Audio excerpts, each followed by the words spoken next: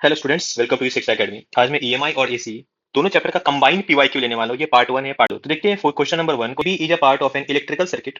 The potential difference VA and VB at the instant when current I equal to 2 ampere. I का value 2 ampere दिया हुआ है and ये increase कर रहा है 1 एम्पियर पर सेकंड से। ये क्वेश्चन सेल्फ इंडक्टेंस का है। सेल्फ इंडक्टेंस में क्या होता था कि जब भी कोई कॉइल में करंट जाता है तो इस कॉइल को इस करंट से कोई प्रॉब्लम नहीं होता। करंट ज्यादा हो, कम हो, नहीं हो, कोई प्रॉब्लम नहीं है। करंट के चेंज से प्रॉब्लम है। अगर करंट इंक्रीज हुआ, ये अपोज करेगा। अगर करंट डिक्रीज हुआ, ये अपोज करेगा। और अपोज करके ऐसा पोलैरिटी बनाएगा कि उसको मेंटेन कर सके। जैसे आई अगर बढ़ रहा तो अपोजिट पोलैरिटी लाकर करंट को ऐसे बनाएगा जिससे कि ये करंट मेंटेन हो पाए। अगर करंट डिक्रीज हो रहा तो इस ऐसा पोलैरिटी लाएगा ताकि करंट यहाँ पे एक आ पाए एंड ये फिर मेंटेन रह पाए। तो हर चीज मेंटेन करने का कोशिश करता है। ना तो इंक्रीजिंग पसंद है ना डिक्रीजिंग पसंद है इसको। तो 1 एम्पियर पर सेकंड से इंक्रीज कर रहा, तो जब भी कभी करंट इंक्रीज करेगा उल्टा पोलैरिटी बना देना है। अगर यहाँ करंट डिक्रीज किया रहता है तो ये ऐसा बनाते हैं हम लोग। ओके, एंड जो ईएमएफ होगा वो होगा L D I by D T. L 100 दिया हुआ है, D I by D T 1 ampere per second है, 1 इंटू 1 इज 1 वोल्ट हो गया। अब आगे चलते हैं, यहाँ पे भी ये लिख देंगे। आगे गए हम लोगों को नेगेटिव में 1 दिखा, -1 लिख दिया। फिर आगे गए -5। फिर आगे गए v equal to I R, 2 into 2 4 -4। पहुंच गए v पे तो इक्वल टू वी लिख दिया। तो V A minus V 10 volt, कितना इजी ना। सेकंड क्वेश्चन है, in the below diagram strong bar magnet is moving towards solenoid 2। ये सोलेनोइड 2 है, यहाँ सोलेनोइड 1 है और 2 की तरफ जा रहा है। ठीक है, the direction of induced current, अब दोनों में इंड्यूस्ड करंट आने वाला है। क्यों आएगा? तो कॉइल में अगर फ्लक्स चेंज होता है तो फ्लक्स के चेंज से कॉइल में करंट आता है। अब जो कॉइल में फ्लक्स चेंज होगा तो फ्लक्स चेंज होने का तीन तरीका होता है। या तो मैग्नेटिक फील्ड आप चेंज कर दो, एरिया चेंज कर दो, या फिर कॉइल को घुमा दो। मैं कॉइल को नहीं घुमा रहा, ना ही एरिया चेंज कर रहा, मैग्नेटिक फील्ड चेंज हो रहा है। यहाँ पे मैग्नेट दूर जाएगा तो मैग्नेटिक फील्ड घटेगा, मैग्नेट पास आएगा तो मैग्नेटिक फील्ड इंक्रीज होगा। इसी कॉन्सेप्ट को लेकर चलना पड़ेगा। अब देखो, ये है नॉर्थ साउथ दिया हुआ था। अगर हम लोग इसको इस तरफ चलाएंगे तो इस वाले कॉइल में तो फील्ड बढ़ना स्टार्ट हो जाएगा, फ्लक्स बढ़ना स्टार्ट हो जाएगा। तो अपोज करेगा या नहीं करेगा? नहीं चाहता है कि कोई पास आए, साउथ बनाएगा ताकि इस साउथ को अपोज कर सके। एंड जब साउथ बनाएगा तो साउथ का एक सर्कल मैंने बताया था, ये कौन सा करंट दौड़ाएगा? ये क्लॉकवाइज करंट। तो आप ध्यान से देखो, अगर इधर से देखेंगे तो क्लॉकवाइज करंट मिलना चाहिए, मतलब इस डायरेक्शन में करंट, मतलब डी से स्टार्ट होगा एंड घूम फिर कर सी पे आएगा। आते इस पे, यहाँ पे ये नॉर्थ पोल दूर जा रहा तो क्या करेगा? ये अट्रैक्ट करना चाहेगा, मतलब दूर नहीं जाए ऐसा कुछ करेगा ये, तो साउथ बनाएगा। साउथ मतलब यहां से देखेंगे तो अपने को क्लॉकवाइज दिखना चाहिए, मतलब ऐसा घूमकर इस तरीके से जाएगा। तो ये फ्रॉम ए टू बी। तो यहाँ पे ए टू बी, यहाँ पे D to C. Okay, A to B and D to C. Next, a sheet is placed on a horizontal surface in front of a strong magnetic pole. A force is needed to. अब हम लोगों को एक sheet दिया हुआ है magnet horizontal surface पे, और स्ट्रॉन्ग मैग्नेट वहां पे रखा हुआ है। अब हम लोग को फोर्स किस किस कंडीशन में लगाना पड़ेगा? बोला जा रहा है hold sheet there if it is magnetic. अगर मैग्नेटिक रहा, ये जो ऑब्जेक्ट है, जो शीट है, अगर मैग्नेटिक रहा तो हम लोगों को फोर्स लगाना पड़ेगा, लगाना पड़ेगा। क्योंकि ये जो मैग्नेटिक रहा तो क्या ये पोल खींचेगा या नहीं खींचेगा? खींचेगा ना उसको। मतलब इसको होल्ड करना है, खिंचवाना नहीं है, होल्ड करना है। होल्ड करने के लिए तो अपने को फोर्स लगाना पड़ेगा ना, equal and opposite. Hold the sheet there if it is non magnetic. Non magnetic तो खींचेगा ही नहीं, तो अपने को जरूरत भी नहीं है फोर्स लगाने का। Move the sheet away from the pole with uniform velocity if it is conducting. अगर ये कंडक्टिंग है, गुड कंडक्टर है, तो हम लोगों को इस शीट को दूर ले जाने में फोर्स लगाना पड़ेगा। दूर अगर ले गए ना, तो मैग्नेट से जो मैग्नेटिक फील्ड लाइंस निकल रहा था वो क्वाइल को पहले ज्यादा कट कर रहा होगा, दूर ले जाने पे वो क्वाइल को कम कट करने लगा, और कम कट किया तो समझ जाओ फ्लक्स चेंज हुआ और इस कंडक्टिंग वाले में करंट दौड़ना स्टार्ट हो जाएगा। जो नहीं चाहता है कि ये हो, तो अट्रैक्ट करना चाहेगा, हम लोगों को फोर्स लगाना पड़ेगा उसमें कि अट्रैक्शन ना हो, क्योंकि हम लोग दूर ले जाना चाहते हैं और ये चाहता नहीं कि दूर जाए। ठीक है, तो ये सही है, ये भी सही है। देखते हैं, move the sheet away from the pole with uniform velocity if it is both. Non conducting का तो कोई मतलब ही नहीं, उसमें करंट नहीं आएगा, करंट नहीं आएगा तो अपने को कोई मतलब ही नहीं। ठीक है, तो ए एंड सी। नेक्स्ट है conducting circular loop of space area. Area यहाँ पे दिया हुआ है 2.5 इतना, इस place perpendicular to magnetic field which varies इतना द मैग्नीट्यूड इंड्यूस्ड ईएमएफ। चलो पहले तो हम लोग इससे फ्लक्स निकालेंगे बी इंटू ए से। ओके, तो यहाँ पे B into A and then EMF चाहिए अपने को टी इक्वल टू जीरो पे। चलो, ईएमएफ का formula minus D five D T होता है, फ्लक्स का फॉर्मूला बी इंटू ए होता है। बी इंटू ए को मल्टीप्लाई करेंगे, या फिर तुम आप देखो कि एरिया जो कांस्टेंट है उसको बाहर निकाल सकते हैं, एंड डिफरेंशिएशन सिर्फ और सिर्फ मैग्नेटिक फील्ड का होगा। तो एरिया लिख दिया, ध्यान से देखो, माइनस साइन तो रहेगा ही। एंड डीबी, डीबी इज क्या? ये वाला वैल्यू। तो 0.5 कांस्टेंट है, बाहर निकाल लो। साइन का डिफरेंशिएशन कॉस, एंड 100 पाई फिर से multiply according to chain rule. ठीक है, कौन सा रूल? Chain rule. अब इन सबको मल्टीप्लाई करना है, प्लस यहाँ पे t इक्वल टू जीरो दिया हुआ ना, t इक्वल टू जीरो अगर यहाँ पुट करते हैं तो क्या इसका वैल्यू 1 होगा, cos जीरो का वैल्यू 1। इसको भी नहीं लिखने की जरूरत है, बस इसको सॉल्व करना है, आंसर आ जाएगा। नेक्स्ट, ये जो क्वेश्चन है ना, ये थोड़ा out of the box question है, ऐसा क्वेश्चन नीट में नहीं आता है, तो आप लोग इतना इस पे गहराई से मत सोचना, अननेसेसरी टाइम वेस्ट होगा। बस एक बार देख लो कि बना क्या क्या। हाँ, ये चीज इंपॉर्टेंट है, डायमेंशन के चैप्टर में इससे रिलेट करके पूछा जा सकता है। ठीक है, ये क्वेश्चन बने तो याद कर, लेकिन ये पूरा का पूरा जो है ना एकदम डीप नॉलेज लेना उसका जरूरत नहीं है आप लोगों को। ये जेई का सिलेबस है, जेई के टॉपिक में आता है, ये नीट में नहीं आता, फिर भी एक बार आ चुका है तो आप लोग देख लो क्या है ये। आइडियल इंडक्टर रजिस्टर बैटरी जो भी है, इतना इतना इतना करंट का वैल्यू इतना दिया हुआ है। Okay, the time eight which current becomes half, 0.5 आई का मतलब हाफ, तो आई का ये वैल्यू होता है I equal to I not e power minus t by two. Exponent increase exponent decrease होता है यहाँ पे। अब e power minus t by tau, tau क्या है, टाइम, टाउ को बोलते हैं टाइम कांस्टेंट। टाइम कांस्टेंट अगर इंडक्टर के टर्म में है तो एल बाई आर लिखेंगे, कैपेसिटर के टर्म में है तो 1 बाई आर सी लिखेंगे, याद रखना इस चीज को। अब ये आई जो है वो हाफ हो चुका है, I not by two, I not लिख दिया, आई नॉट कैंसिल कर दिया। तो यहाँ पे अगर हम देखें, यहाँ से अगर एक्सपोनेंट हटाना है तो उधर लॉग चढ़ाना होता है, ये सब प्रोसेस में भी आपको पता हो। तो यहाँ बचेगा माइनस टी बाई टू, और यहाँ पे ई जब गया उधर तो एल एन बचा, एल एन 0.5 और एल एन हाफ। अब ln हाफ को कैसे इलेबोरेट कर सकते हैं, तो ln 1 लिखेंगे यहाँ पे, माइनस ln 2 लिखेंगे। ln 1 का वैल्यू है 0 माइनस ln 2, तो क्या नेगेटिव साइन के साथ ln 2 का वैल्यू मिलेगा, ln 2 का वैल्यू गिवन है, तो नेगेटिव ये वाला एंड नेगेटिव ये वाला कैंसिल हो जाएगा क्या, देखो तो 0.693 आया, तो मतलब t जो टाइम आया वो आ गया 0.693 tau, and tau is equal to L by R. L यहाँ पे दिया हुआ होगा, यहाँ पे देखो एल एंड आर भी दिया हुआ है, तो एल बाई आर जब करेंगे तो अपने को टाउ मिल जाएगा, इसको मल्टीप्लाई करेंगे यहाँ पे पुट करके तो आंसर मिल गया।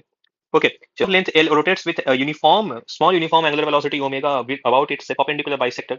A uniform magnetic field B exists parallel to the axis, जो भी है, the potential L लेंथ का रॉड था, तो अगर हम लोग यहाँ से घुमा रहे हैं तो क्या ये L बाई टू होगा, ठीक है, और फॉर्मूला होता है half B omega L square. ये एल कब होता था, जब हम लोग रॉड को एंड से घुमाते, तो मतलब इधर का लेंथ, लेकिन अब तो ये लेंथ एल बाई टू है ना, एल बाई टू का स्क्वायर कर देंगे, आंसर आ जाएगा। Okay, let us consider two solenoid A B made from the same magnetic material of relative permeability mu R and of equal cross section area. The length of A is twice that of B, length is twice that of B, and the number of turns per unit length in A is half that of B. चलो ठीक है, self inductance का formula होता है mu naught mu R into N square V, मतलब ये formula तो mu naught N square V होता है, लेकिन यहाँ पे क्या है ना, मीडियम का परमियाबिलिटी दे दिया तो इग्नोर करना सही नहीं है, म्यू नॉट म्यू, हालांकि कैंसिल होगा लेकिन फॉर्मूले में आप लोग ये लिखना, ठीक है। अब L A by L B क्या हो जाएगा, दोनों का mu naught mu R cancel हो जाएगा। ओके, दोनों का एरिया भी सेम है ना, इक्वल लिया हुआ क्रॉस सेक्शन एरिया, बचा क्या एन स्क्वायर और एल, तो एन स्क्वायर एल बचा क्या। अब लेंथ का देखिए, लेंथ का क्या दिया, मतलब length of A is twice, length का ट्वाइस कर दिया है, and number per unit length A is half, 1 by two कर दिया उसका स्क्वायर, आंसर 1 बाई टू आ जाएगा।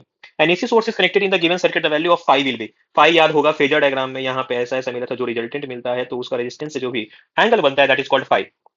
तो tan फाई यहाँ पे अगर लिखेंगे, tan फाई इक्वल टू क्या हो जाएगा, एक्सएल बाई आर, कैसे, तो यहाँ पे और यहाँ पे ये हो जाता है एक्सएल, यहाँ पे हो जाता है आर, रिजल्टेंट होता है जेड, और जेड इससे बनाता है फाई, तो tan फाई का वैल्यू हम लोग लिखते हैं एक्सएल, मतलब P by B, XL by are.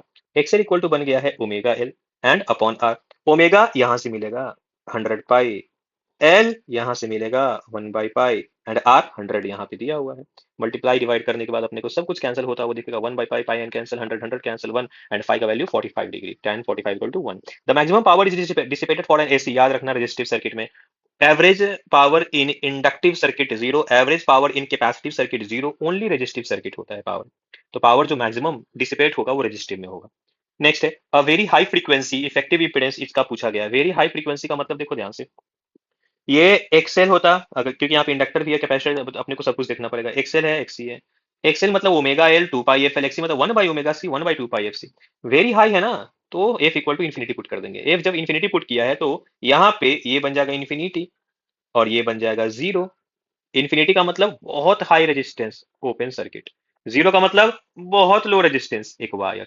तो इस कंडीशन में जहां जहां पे भी रेजिस्टेंस दिख रहा, जहां जहां पे भी इंडक्टर दिख रहा, उसको ओपन करना होगा, मतलब ये वाला ओपन और ये वाला भी ओपन, और जहां जहां पे कैपेसिटर दिख रहा है उसको वायर बना दो, ये वाला वायर और ये वाला भी wire.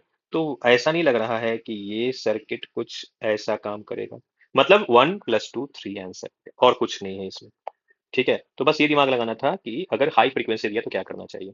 In a series LCR circuit the inductance L is 10 milli henry, capacitance C is 1 microfarad, resistance the frequency at which resonance occur. Resonant frequency का फॉर्मूला होता है ये, रेजोनेंट एंगुलर फ्रीक्वेंसी का फॉर्मूला होता है 1 by root L C. Frequency है तो 2 पाई से मल्टीप्लाई करना पड़ेगा, तो 1 बाई 2 पाई लिख दिया। एल एल का मतलब इंडक्टेंस, इंडक्टेंस दिया हुआ 10 मिली हेनरी, 10 मिली हेनरी का मतलब 10 पावर माइनस 2, एंड कैपेसिटेंस का मतलब 10 पावर माइनस 6। आप इसको सॉल्व करोगे ये आंसर मिलेगा। चलो अब जो क्वेश्चन दिया हुआ है, 12 volt 60 watt lamp is connected to secondary of a step down transformer which primary is connected to AC means 220 volt. Assuming that transformer to be ideal, what is the current in the primary winding. Primary winding का current चाहिए, ठीक है। ये formula पता होगा कि जो power होता है, पावर का फॉर्मूला होता है V इंटू आई। सब कुछ दिया है, पावर दिया है, ओके। यहाँ पे दिया है whose primary winding is connected to mains of 220 volt, 220 volt भी दिया है। आईपी पूछा गया है, ठीक है। तो बस 6 को 20 से 2 से डिवाइड कर देना है, आंसर आ जाएगा। Magnetic energy stored in inductor, half L I square formula होता है, हाफ को हाफ लिखो, एल को लिखो 4 माइक्रो एंड आई स्क्वायर मतलब 2 इंटू 2 4, आंसर आ गया। Okay. Next, the impedance of circuit. Impedance का मतलब जेड इक्वल टू होता है root under R square plus XL और एक्सी जो भी बड़ा रहेगा दैट माइनस दैट अपॉन इसका स्क्वायर, ठीक है। अब यहाँ पे एक्सएल कैसे लिखेंगे, एक्सएल का फॉर्मूला होता है 2 पाई एक्सएल, सो 2 पाई एफ एल। 2 पता, पाई पता, एफ एफ यहाँ से मिल गया है, एंड एल यहाँ दिया हुआ है, सबको पुट करेंगे 5 आंसर आएगा। एक्सी एक्सी कैसे निकालेंगे, 1 बाई 2 पाई एफ से, तो 1 बाई 2 पाई, ठीक है। एफ ठीक है, सी ये दिया हुआ है, यहाँ पुट करेंगे ये आंसर आ गया। ये 10 पावर 6 माइक्रो का वैल्यू दिया हुआ था, एंड जेड का वैल्यू यहाँ पे पुट करेंगे 10 स्क्वायर, ये रेजिस्टेंस का स्क्वायर 10, एंड 10 माइनस 5। आपको अगर गलती से लग रहा होगा 5 माइनस 10, कोई दिक्कत नहीं, आंसर सेम आने वाला है, क्योंकि माइनस का स्क्वायर करेंगे तो प्लस आएगा, एंड 5 रूट 5 आंसर, ठीक है। In an AC circuit the current through a capacitor leads the voltage across it. बोल रहा कि अगर एसी सर्किट है और current through a capacitor leads, मतलब वोल्टेज यहाँ, करंट यहाँ, इन केस ऑफ कैपेसिटर, सही बात है, लीड करता है 90 डिग्री से। In an AC circuit containing pure capacitive only the phase difference between voltage and current is pi by 2 होता, लेकिन यहाँ पाई दिया हुआ है, स्टेटमेंट 2 रॉन्ग है, स्टेटमेंट 1 करेक्ट है। An inductor of inductance 2 milli henry is connected to a 220 volt 50 hertz AC source, let the inductive reactance in the circuit is x1। अगर 220 volt source लगा दिया रिप्लेस एसी से, then the reactive inductive reactance is the x2, तो x1 और x2 का value चाहिए। सिर्फ inductor है ना, तो सिर्फ जब इंडक्टर है और हम लोग एसी लगा दिए, एसी का मतलब फ्रीक्वेंसी है ही नहीं, फ्रीक्वेंसी जीरो है, फ्रीक्वेंसी जब जीरो होगा तो x2 का वैल्यू जीरो आ जाएगा, ठीक है, मतलब जीरो वाला आंसर है। अब देखते हैं x1 कितना आ रहा है, 2 पाई एफ एल, फ्रीक्वेंसी है 50, एंड एल एल मतलब inductor 2 milli henry, 2 milli henry put किया, आंसर ये आ गया। चलो, a standard filament lamp consumes 100 watt when connected to 220 volt AC main supply. The peak current through the bulb will be। यहाँ पे power दिया हुआ है 100 वाट, V दिया हुआ है 200, एंड अपने को पूछा गया है पीक करंट। क्या आई आर एम एस निकल सकता है, और आई आर एम एस जब निकल गया तो आई आर एम एस और आई मैक्सिमम का एक वैल्यू होता है, 1/√2 का रिलेशन होता है। I R M S equal to I/√2, इस फॉर्मूले का यूज करेंगे तो अपने को ये मिल जाएगा, ठीक है। चलो next, the magnetic flux link to a circular coil of radius R. Flux का वैल्यू, ये इक्वेशन दिया हुआ है, ईएमएफ पूछा है 5 सेकंड में। ईएमएफ का formula minus D phi by D T है, इसका डिफरेंशिएशन तो 60 स्क्वायर आएगा, 8t आएगा प्लस 2 आएगा, ये तो कांस्टेंट है तो ये खत्म हो जाएगा, एंड टी का वैल्यू 5 पुट करो तो 5 इंटू 5 25, यहाँ पे 5, यहाँ पे 2, आंसर आएगा 192। नेगेटिव को इग्नोर करके चलना है, क्योंकि यहाँ पे सिर्फ मैग्नीट्यूड पूछा गया है, नेगेटिव का मतलब अपोजिट डायरेक्शन में आएगा और कुछ नहीं।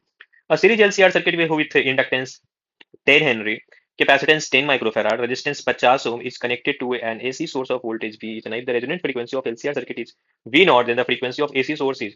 पहले बोल रहा है LCR सर्किट का रेजोनेंट फ्रीक्वेंसी बताने के लिए, और फिर बोल रहा है इस वोल्टेज के हिसाब से फ्रीक्वेंसी बताने के लिए। तो सबसे पहले इसका मैं लिख लेता, क्या ये V naught sine omega T है, एंड ओमेगा का मतलब 100 यहाँ दिया हुआ है, इसको 2 पाई से इक्वेट करेंगे तो एफ इक्वल टू हो जाएगा 100/2 पाई मतलब 50/पाई। चलो ऊपर रेजोनेंट फ्रीक्वेंसी चेक करते हैं। रेजोनेंट फ्रीक्वेंसी जब चेक किया तो 1/2 पाई रूट एल सी होता है, एल का वैल्यू दिया हुआ है 10 हेनरी, एंड सी का वैल्यू दिया हुआ है 10 फैराड माइक्रो फैराड। यहाँ पुट करेंगे आंसर सेम टू सेम आएगा, मतलब ये वाला आंसर है, दोनों का वैल्यू सेम होगा। A big circular coil of 1000 turn and average radius of 10 metre is rotating about its horizontal diameter, horizontal direction में रखा हुआ है ये, मतलब टेबल पे रखा हुआ है, एंड डायमीटर के अलॉन्ग ये रोटेट कर रहा है 2 रेडियन पर सेकंड से, ठीक है। If the vertical component of earth magnetic field at the place, इतना वर्टिकल कंपोनेंट यहाँ पे ये दिया हुआ है। अर्थ मैग्नेटिक फील्ड देखकर डरना नहीं है, गोली मारो इस वर्ड को, बस ये समझो कि वर्टिकल मैग्नेटिक फील्ड है, बस बीच वाले कंपोनेंट को गोली मारो, ठीक है। एट दैट इंड्यूस्ड करंट जो भी है अपने को, द मैक्सिमम इंड्यूस्ड करंट अपने को फाइंड करना है। मैक्सिमम ईएमएफ का फॉर्मूला याद है, B omega N. Sine omega T का वैल्यू 1 ले लेंगे तो बी ओमेगा एन आएगा ई मैक्स, और ई मैक्स को रेजिस्टेंस से डिवाइड करने को बन गया आई मैक्स। बी दिया, ए दिया, ओमेगा, ओमेगा यहाँ 2 रेडियन पर सेकंड दिया हुआ है, N in number of turns 1000 दिया हुआ है, ये 4 पाई, एंड उसको फिर रेजिस्टेंस यहाँ से डिवाइड कर देंगे, आंसर 1 आएगा। क्यों, अरे 4 पाई 4 इंटू 3.14, क्या 12.56 है, एंड नीचे भी 12.56 है, इसलिए 1 आंसर। चलिए इस क्वेश्चन देखते हैं। Two conducting circular loop of radius r1 and r2 are placed in the same plane with their centres coinciding if r1 is greater than r2। बड़े वाले सर्कल का वैल्यू r1 है, रेडियस r1 है, and छोटे वाले circle का radius क्या है, r2। The mutual inductance m between the दोनों कॉइल के बीच का म्यूचुअल इंडक्टेंस किसके प्रोपोर्शनल होगा ये फाइंड करना है। इसका रेडियस r1, इसका रेडियस क्या है, r2 है, छोटा वाला r2 है। जब हम लोग फ्लक्स निकालेंगे तो फ्लक्स का फॉर्मूला, पहले ये म्यूचुअल इंडक्टेंस निकालने का तरीका क्या है, किसी एक को प्राइमरी मानना है, दूसरे को सेकेंडरी मानना है। दिमाग ऐसा लगाना है कि प्राइमरी के कारण फील्ड का अता पता लग पाए सेकेंडरी पे। ऐसा नहीं कि सेकेंडरी प्राइमरी इसको मान लिया, अब हम लोग सेंटर पे तो फील्ड जानते हैं, आउटसाइड द सर्कल फील्ड जानते हैं क्या, नहीं जानते हैं, फंस जाएंगे यहाँ पे। इसलिए इसको प्राइमरी नहीं मानना है, इसको प्राइमरी मानना है। हाँ, प्राइमरी के कारण सेंटर पे तो ये फील्ड पता रहता है, ठीक है, तो इसको प्राइमरी मानना है। तो फ्लक्स का फॉर्मूला बी इंटू है, यहाँ इसके कारण मैग्नेटिक फील्ड यहाँ पे कितना होगा, mu not I by two R, तो mu not I by two R, ठीक है, टू आर वन। एंड ये कितने एरिया को क्रॉस कर रहा, ये जो एरिया को क्रॉस कर रहा है that is pi R square, pi R two का स्क्वायर। और म्यूचुअल इंडक्टेंस में फाई को आई से डिवाइड, आई हटा दो, काम खत्म, ठीक है। तो यहाँ पे ये जो वैल्यू मिलेगा that will be R two का स्क्वायर बाई R1, ये आंसर आया। Next, a wheel with 20 metallic spokes, each 1 meter long, is rotated with a speed of 120 rpm in a plane perpendicular to magnetic field 0.4 gauss. G मतलब gauss दिया हुआ magnetic field का एक और unit होता है जिसका वैल्यू होता है 10 power minus 4 Tesla.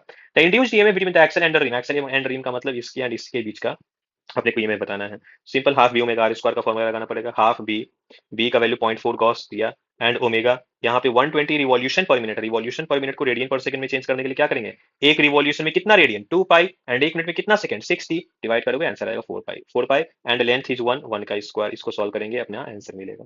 A coil of 800 turns, effective area इतना मीटर स्क्वायर इसके perpendicular to the magnetic field इतना, when the plane of the coil is rotated by 90 degree. चलो सपोज करते हैं कि यहाँ पे एक प्लेन रखा हुआ था और परपेंडिकुलर डायरेक्शन में क्या है, मैग्नेटिक फील्ड है, बहुत सारा मैग्नेटिक फील्ड है। अब जब ये घूमते घूमते 90 डिग्री घूम जाएगा, 90 डिग्री घूमने के बाद क्या होगा, ये प्लेन ऐसा दिखेगा, मतलब अब इसको फील्ड कट ही नहीं कर पा रहा है, ठीक है। तो यहाँ पे फाइनल माइनस इनिशियल करेंगे, एक जो फाइनल होगा वो जीरो हो जाएगा, ठीक है, सब बस इनिशियल बचेगा। तो देखो मैग्नेटिक फील्ड कितना है, इतना है, एरिया कितना है, इतना है, नंबर ऑफ टर्न्स कितना है, इतना है, कितने टाइम में ये हो रहा, 0.1 सेकेंड में, बस पुट करने, क्योंकि एक क्वांटिटी तो जीरो होने वाला है, मतलब फाइनली जीरो होगा, बस ये बचेगा इनिशियल का वैल्यू, एंड ये आंसर आएगा।